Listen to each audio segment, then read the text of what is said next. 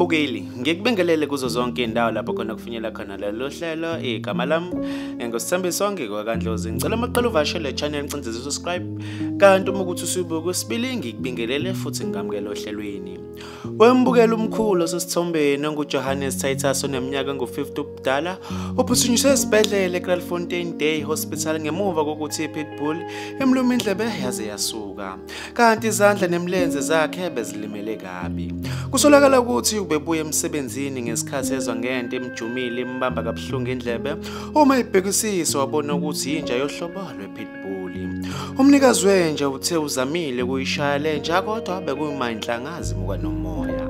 Uthe ngesikhathi beyijikela ngamatshe nangamabhodlela ngenhloso kuyixosha inja kodwa konke lokhu bekubuya kushayela omkhulu ekhanda. Kuze kwalamola ukuthi indlebe isale phansi kwayima imdedela. Inja ithathiwe yayobekwa endaweni ephephile kanti wembukeli bengakaboshwa umuntu mayelana nalesi sigameko.